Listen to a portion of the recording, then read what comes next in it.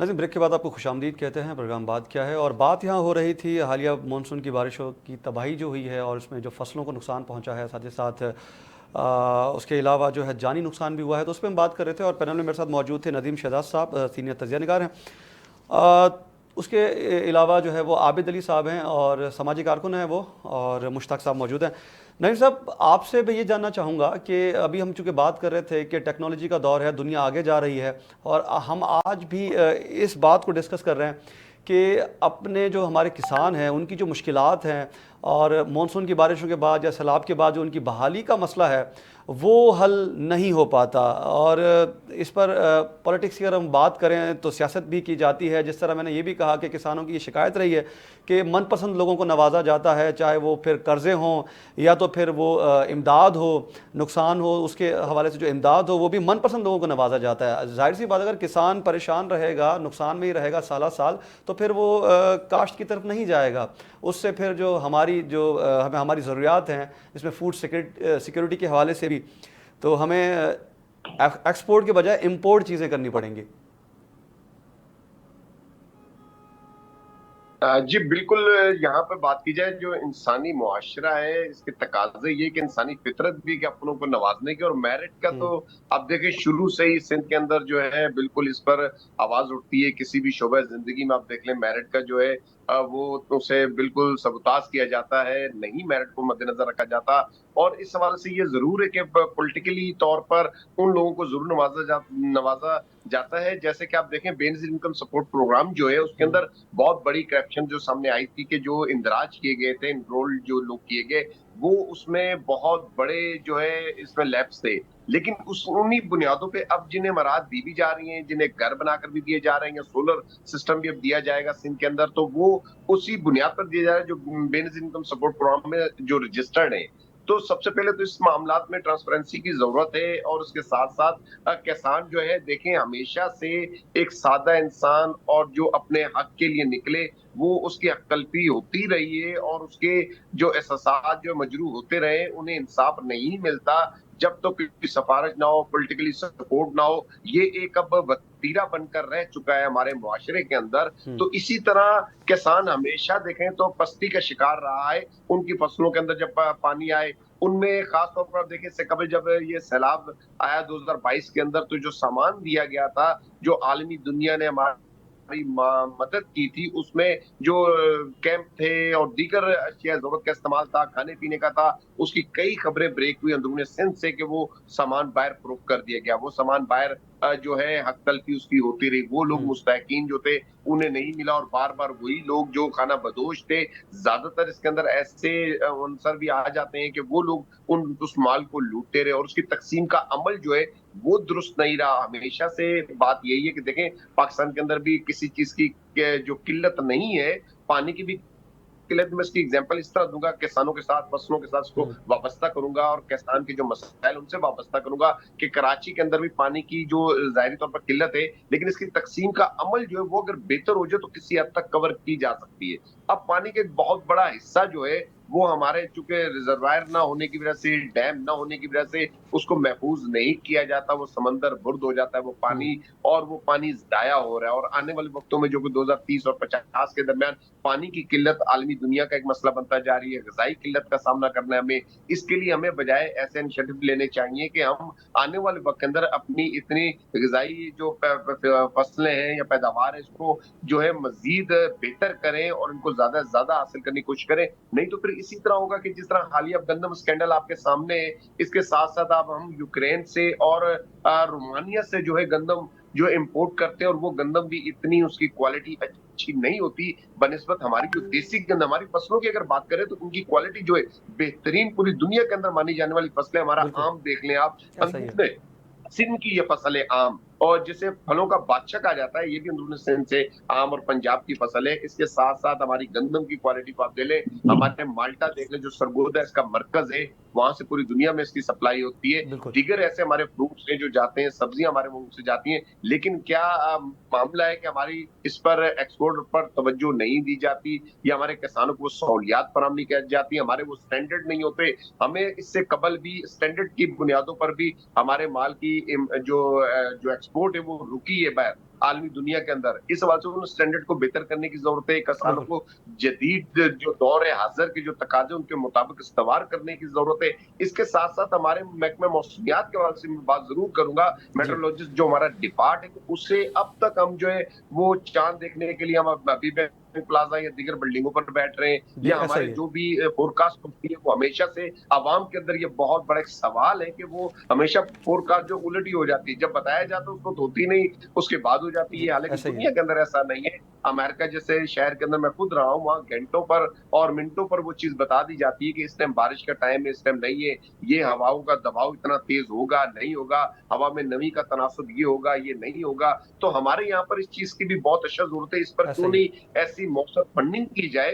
Government वफाकी हुकूमत की जिम्मेदारी है कि ये वो शोबे हैं जिनके जरिए हम ठीक। अपनी ये फास्टी इकदाम के अंदर है, जिस तरह हमने अब बिल्कुल। हालिया आप देखें कि हम फायरवॉल लगा रहे हैं, हम अपने डिजिटल टेररिज्म को रोकने की बात कर रहे हैं। इसी तरह मौसमियाती तब्दीली एक बहुत बड़ा तूफान है, बहुत बड़ा एक डिजास्टर है। हम्म। खुद मौसमियाती तब्दीली, इसकी रोकथाम, इसकी आगाही, इससे अवेयरनेस, इससे हम अपने दीगर शोबों की और फिर कोऑर्डिनेशन बहुत जरूरी है। हमारे ऐसा वफाक ही और है। सूबाई सतह पर कोऑर्डिनेशन बहुत जरूरी है, और जिलाई सतह पर भी इसकी अशद जरूरत है। फिर हम इन चीजों का सामना कर सकते हैं, और हमें ठीक। इन तमाम चीजों के लिए हमें यकजान और एक ऐसा अदा करना होगा कि हम इन चीजों को समझें भी और अपने आने वाले बच्चों को और नस्लों को इसकी बिल्कुल। हिफाजती इकदाम बिल्कुल। करें। और फिर खास तौर पर हमारे यहाँ तरबियत की बड़ी जरूरत है, रेस्क्यू की हम्म। जरूरत है, सिविल डिफेंस की जरूरत है कि हंगामी बुनियादों पर किस तरह जो है इलाकाई सतह पर उसको रेस्क्यू किया जाए। जब तक मदद करने वाली टीमें आए हम्म। उनसे पहले उन्हें बचा लिया जाए।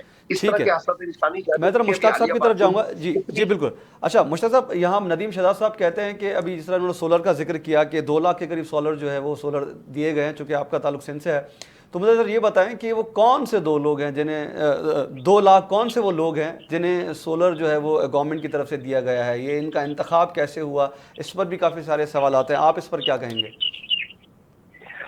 देखिए अली साहब, असल में बात यह है कि जिन 2 लाख लोगों को सोलर मिली है वो मिली कहाँ मिली है, किसको मिली है, वो आज तक हमें भी पता नहीं है कि वो किसको मिली है। क्योंकि इनका जो एजाद शुमार है कि 2 लाख लोगों को हमने जो है वो सोलर प्लेटें मुहैया की हुई है, और लोग वो उन खानदानों को उनके घरों में जो है रोशनी पैदा करने के लिए तमाम जो चीजें हैं वो मुयसर की हुई।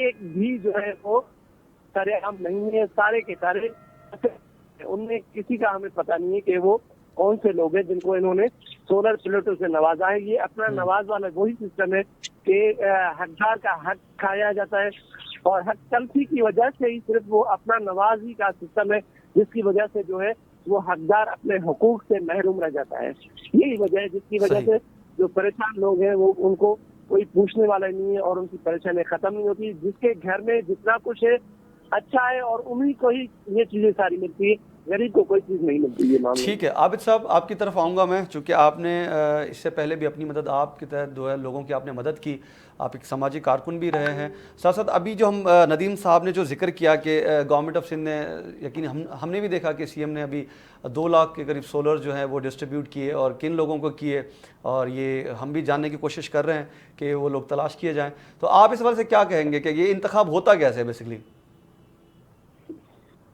देखिए अली साहब, असल में ये जो होता है, जो उनके अपने मंजूर नज़र लोग होते हैं, तो स्पेशली ये उनको जो भी इनकी गवर्नमेंट की तरफ से, सिंध गवर्नमेंट की तरफ से ग्रांट होती है उनको ही मिलती है। तो हम आते हैं कि देखें किसान अभी भी एक बड़ी एक जो है गुर्बत वाली जिंदगी गुजार रहे हैं। एक मिसाल ले लें, अभी जो हमारे पास हमारे डिस्ट्रिक्ट में अभी एक सिचुएशन चल रही है कि जो गंदुम पिछली मरतबा हुई थी वो 26 किलो की, सॉरी 2600 में 40 किलो की बोरी मिल जो है वो ले रहे हैं ना, जो भी है सही जो सरमाएदार हैं, जो इन्वेस्टर हैं। अभी उसी जगह पे अगर आप आटा ले लें तो 4500 का मिलता है गंदम का आटा। तो ये किसान बेचारे वो सारी जिंदगी की जो अपनी कमाई पूंजी लगाकर वो एक खेत उगाते हैं, फसल उगाते हैं, तो उनका कोई कदर नहीं होता। तो ये इसमें देखे ना कितना डिफरेंस है, 2600 और 4500। वहीं पे वही कारखाने वाला, वही जो है वो जो व्यापारी है जो लेते हैं गंदम, वो 2600 में लेते हैं, और उसी का ही आटा यहाँ पे उन्हीं लोगों को 4500 में सबको पता है। देखिए बेसिकली रिलेटेड है 3 इदारे रिलेटेड है ना किसानों के हवाले से। एक इरिगेशन, दूसरा एग्रीकल्चर, तीसरा फूड। ये तीनों इदारे फाल नहीं है। देखिए, लोग किसानों को बारदाना नहीं मिलता, वो सियासी लोग उठा के अब जो उनका शेयर होता है, जो उनके अपने बंदे होते हैं वो ले जाते हैं। इरिगेशन का निज़ाम अभी भी मैंने पहले भी आपको बताया कि 1942 से अभी तक वो गैर फाला जो ब्रिटिश का निज़ाम बना हुआ था अभी तक वही है। आते हैं एग्रीकल्चर, एग्रीकल्चर वाले जो ये भी बड़ी एक माफिया होती है ना। तो ये पेस्टिसाइड, वो नकली खाद, नकली दवाइयाँ, ये भी एक किसान को बहुत सारा नुकसान होता है। तो सही। ये सारी चीजें जो सिंध गवर्नमेंट बिल्कुल ये किसान दुश्मन पॉलिसी पे काम कर रही है। 2022 से अभी 2024 तक कोई भी ऐसा जो अफेक्टेड एरिया है, स्पेशली सही। हमारी जो कैपनाथन शाह तहसील है, हम्म। कोई भी रिलीफ अभी तक 2010 की बात नहीं करते। वो भी बहुत बड़ा एक सुपर फ्लड था, आपको मीडिया पर्सन है, आपको तो पता ही होगा जी जी। कि अभी 2022 और 2024 की बात करेंगे कि अभी तक भी जो खेत हैं ऐसे 2022 का पानी अभी भी कहीं पर अब खेतों में खड़ा हुआ है। यकीनी तौर पर आवाज आ रही है? जी जी, बिल्कुल बिल्कुल सुन सकता हूँ जी। मैं। तो ये कंडीशन है सिंध गवर्नमेंट की। और तो ये सीएम साहब अभी दावा करते हैं कि हमने ये इतने बड़े घर दिए हैं, 22 लाख घर दिए हैं, और ये सोलर जो इन्होंने अभी एक नया प्रोजेक्ट। भाई, आपने सोलर कहाँ दिए हैं? हम भी तो सिंध में बैठे हुए हैं, हम भी आपके बंदे हैं, हमारे इलाके भी आपके बंदे हैं। तो कहाँ एमआरडी का शहर है खैबर नाथन शाह। एमआरडी की तहरीक में बड़ा एक रोल है, वियतनाम के लकब से ये पहचाना जाता है खैबर नाथन शाह स्पेशली। तो आपकी पीपल्स पार्टी की 16 साल से गवर्नमेंट है यहाँ पे, आपने कहाँ पर दिया सोलर? हमें तो दिखाएं मीडिया पर्सन, किसी भी मीडिया में कोई सही। बात तो नहीं चली। आप सिर्फ ये खोखले दावे करते हैं आप ना। ऐसी कोई भी अभी तक कोई भी किसान हो, कोई आम बंदा हो, कोई मजदूर, कहीं भी सिंध गवर्नमेंट की तरफ से कहीं भी किसी को रिलीफ नहीं मिलता।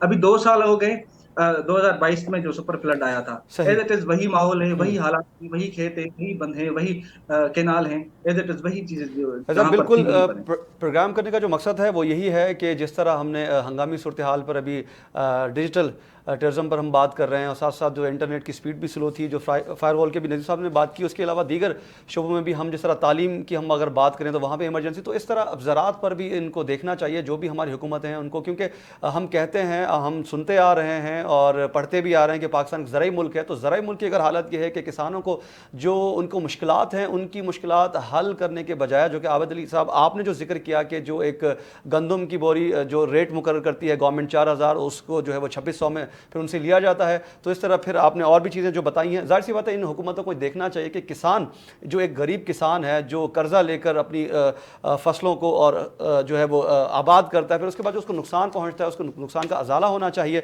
तो प्रोग्राम करने का मकसद भी यही था कि ज़राअत के हवाले से बात की जाए, चूँकि अमूमन हमने ये भी देखा है कि हमारा जो मेन स्ट्रीम मीडिया है वो सियासत की ज़्यादातर बात करता है, लेकिन आम आवाम की बात नहीं करता। तो इस प्रोग्राम में हमारा मकसद यही था कि एक गरीब किसान, एक गरीब आदमी, एक गरीब पाकिस्तानी की बात की जाए। तो आपका बहुत बहुत शुक्रिया नदीम शहदाद साहब, सीनियर तजियाकार, आबिद अली साहब समाजी कारकुन, साथ साथ मुश्ताक अली साहब सीनियर सहाफ़ी, आप तीनों हजरात का बेहद मशकूर हूँ कि आपने प्रोग्राम बात किया, हमें आकर टाइम दिया। नाज़रीन, यहाँ लेके छोटा सा ब्रेक के बाद कंटिन्यू करते हैं।